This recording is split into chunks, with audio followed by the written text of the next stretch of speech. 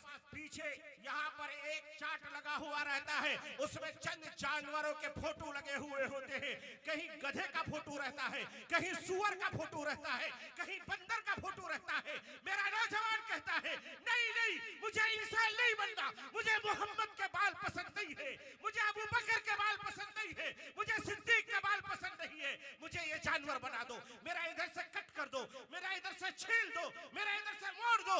बाज नौजवान कहता है थोड़ा अंगारा डाल करके यहाँ पर जलाओ। ओ मेरे नौजवान, तुझे अल्लाह ने जन्नत का हकदार बनाया था, तो अंगारा डाल करके अपने आप को जहन्नम का हकदार बना रहा है। तू बालों को कट करके ये कह रहा है कि मैं गधा और घोड़ा और खंजीर की जिंदगी गुजारना चाहता हूँ। और बुघौर वालों, अगर तुम्हें बुरा लगता है तो लग जाए, मुनव्वर किसी प्रोग्राम का मोहताज नहीं है। मुनव्वर जो हक समझता है वो जंगे की चोट कहता है। ऐ बुघौर वालों, तुम्हें मैं कहना चाहता हूँ, आज तुम्हारे बच्चे बिगड़ते जा रहे हैं। तुम्हारे बच्चों का क्या हाल है तुमने कभी झांक के देखा नहीं। मैं पूछना चाहता हूँ, बताओ मेरे नौजवानों, इस बिघोर वाले को क्या हो गया है? आज सूद का रिवाज आम होता जा रहा है। मेरी मार बहने बंधन के नाम से घरों में बैठ करके सूद ब्याज के जो अड्डे चलाना शुरू कर दिया, और शराब के ठेके मुसलमान चला रहे हैं। क्या क्या शराबी मुसलमान बन, वो शराब कौन सी जिसके बारे में अल्लाह तबारक व तआला ने कुरान के मुतअद्दिद मकामात पर हुर्मत के आयत को नाजिल फरमाया। कहीं पर फरमाया इन्नमल मुशरिकून नजस कहा, और कहीं पर कहा ये शराब जो हराम है, ये खबर हराम है। अल्लाह के नबी सल्लल्लाहु तआला अलैहि वसल्लम के दौरे जिंदगी में देखा, जब शराब की हुर्मत नाजिल हुई, मदीने के गलियों से शराब ऐसे बह रही थी जैसे लग रहा था कि आसार और सावन और जो है महीने में बारिश के पानी बह रहा हो, इसी तरीके से शराब बह रही थी। मगर आज बिघोर के मार्केट में शराब आम, मुसलमान नौजवान शराब पी रहा है। आप कहेंगे मौलाना मुनव्वर, आप बेंगलोर में रहते हो, आपको क्या पता, बिघोर वाले बहुत तरक्की कर गए। बोले क्या हुआ कि शराब उराब नहीं पीते, फिर क्या करते हैं? कि अरे अब तो टेबलेटों से नशा किया जाता है ना, अब तो फुटूस पिया जाता है।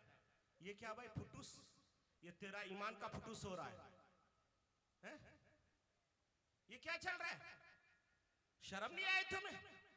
अरे नबी ने फरमाया, जब बच्चा माँ के पेट में पैदा होता है, अल्लाह तबारक व तआला माँ के पेट में बच्चे को नापाक खून पीने से बाज रखने के लिए 3 तह का पर्दा लगा देता है। यहाँ डॉक्टर हजरात भी मौजूद हैं, उनसे पूछ लीजिएगा, जब बच्चा 4 महीने का हो जाता है, उसको खुराक की जरूरत पेश आती है, वो बच्चा बढ़ेगा, उसके हाथ हिलेंगे, पांव हिलेंगे, अब उसे चाहिए, वो चलना फिरना चाहता है, चलने फिरने के लिए उसे खुराक चाहिए। अब खुराक कहां से दिया जाए?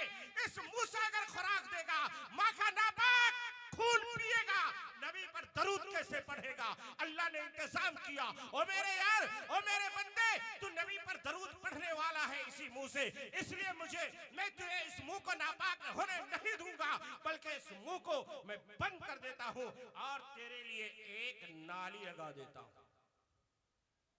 एक नाली, उस नाली से माँ का नापाक जो खून पी रहा होता है, और उसी खून से उस बच्चे की परवरिश होती है। बहरहाल आइए, घड़ी बहुत तेजी से आगे बढ़ रही है।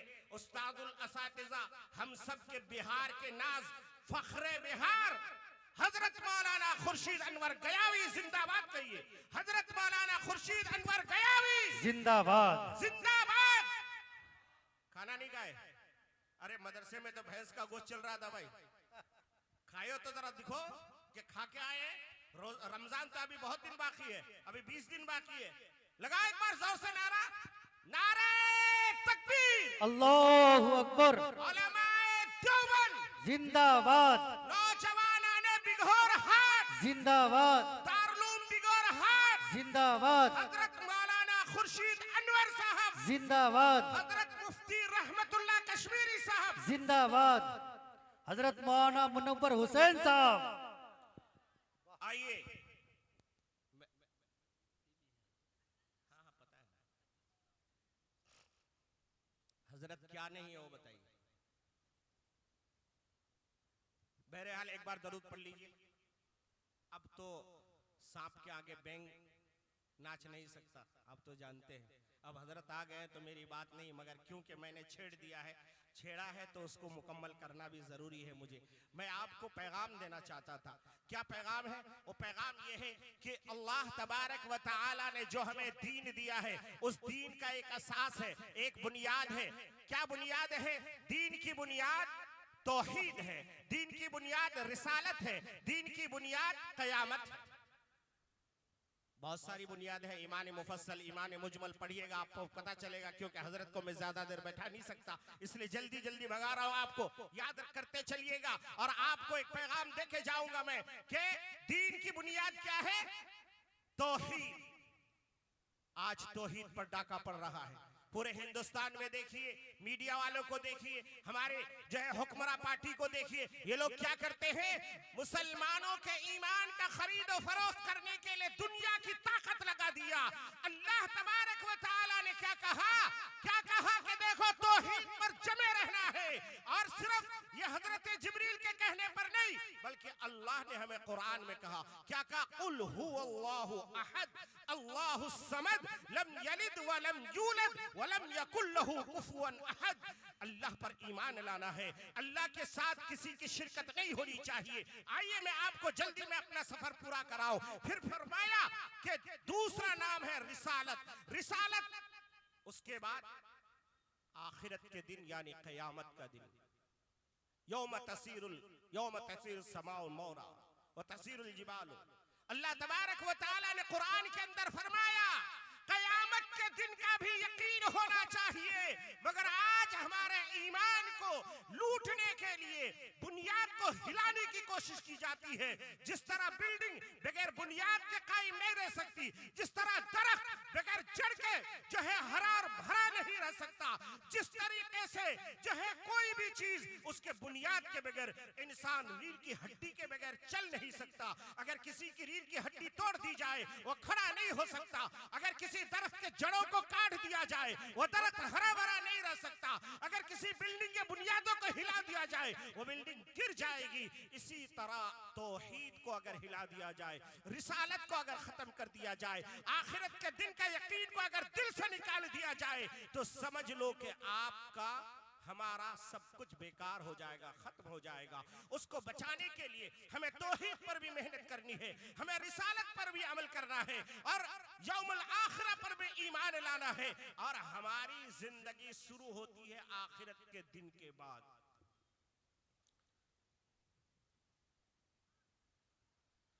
मेरे भाई, ये दस्तार बंदी का जलसा, कुरान मजीद को हिफ्ज जब करते हैं तो उसके बाद उन बच्चों के सरों पे हाथ रखते हैं।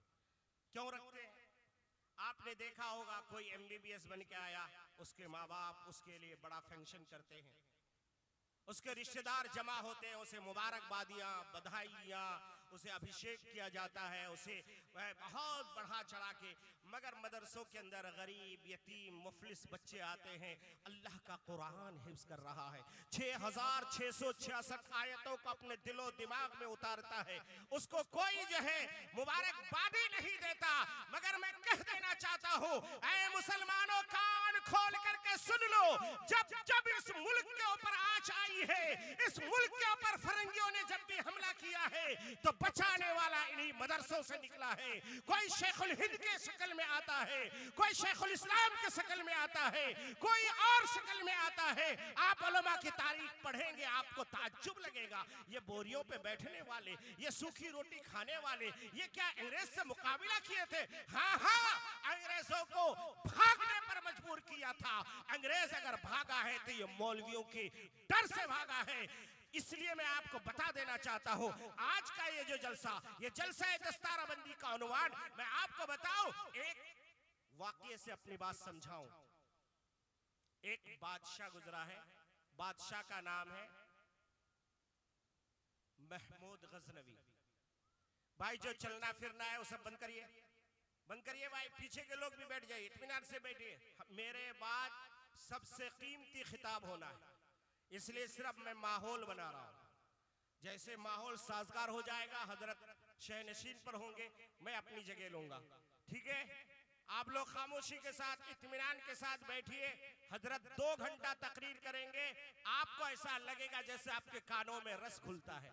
हजरत चुटकियों में मसला हल करते हैं। मेरे सामने की बात है, एक बहुत बड़ा इंजीनियर आया बेंगलोर के अंदर, हजरत से आके उठपटांग के सवाल करने लगे। कौन सा सवाल? तकदीर के ऊपर। तकदीर के ऊपर हमें समझाया जाता है ज्यादा मत उलझो, इतना ईमान ले आओ कि भाई तकदीर है, अल्लाह ने जो बनाई वो होगा। और अगर उसमें उलझते रहोगे शैतान बहकाता रहेगा, ऐसा था तो ऐसा क्यों हुआ, ऐसा था तो ऐसा क्यों हुआ, अगर मुझे जहन्नम ही में जाना है तो फिर मेरा नमाज पढ़ने से क्या होगा। हजरत दलील दे रहे, वो वापस, हजरत दलील दे रहे, फिर वापस। हजरत को याद है या नहीं मुझे मालूम नहीं, मगर मैं उस वक्त बैठा हुआ था, वो बहुत बड़ा इंजीनियर था। हजरत जलाल में आए, आने के बाद कहा खड़ा हो, डर गया, वो खड़ा हो गया, फिर कहा बैठो, फिर वो बैठ गया। कहा समझे? हाँ हजरत समझ में आया, जाइए जाइए। कम से कम आधा घंटा से उनको समझा रहे थे, कुछ समझ में नहीं आ रहा था। जो भी हजरत दलील दे वो उल्टी सीधी दलील। आजकल भी ऐसा होता है, मौलवियों से कुछ लोग उलझते हैं, मैं टोपी लगा के क्यों नमाज पढ़ूं, कौन से हदीस में दिखाई है, मैं हाथ यहाँ क्यों ना बांधूं, ये उल्टे पुल्टे सवाल। अब हमारे यहाँ भी ये बीमारी शुरू हो रही है, तो इसलिए मुझे अब वक्त तो मिला नहीं, इसलिए मैं अब तफसील से नहीं जा सकता। तो मैं एक वाकया सुना के, मैं क्योंकि कई जलसों से वादा करते आ रहा हूँ कि बिगोर में सुनाऊंगा, आज बहुत सारे लोग आए होंगे सुनने के लिए। हजरत महमूद गजनवी रहमतुल्लाह अलैह बहुत बड़े अल्लाह के वली और बहुत बड़े जाल जो है बादशाह थे। उनके दिल में 3 ख्याल पैदा हुआ। क्या ख्याल पैदा हुआ? सबसे पहला ख्याल कि मेरा बाप एक सिपाही था, नॉर्मल सिपाही, फिर वो बादशाह बन गया, और मुझे पैदा होते किसी ने देखा नहीं, मगर मुझे कहा गया कि मैं उनका बेटा हूं। तो हकीकत में वो मेरा बाप है या नहीं है, या किसी और का बेटा है, उसके दिल में शक पैदा हो गया। होता है ऐसा।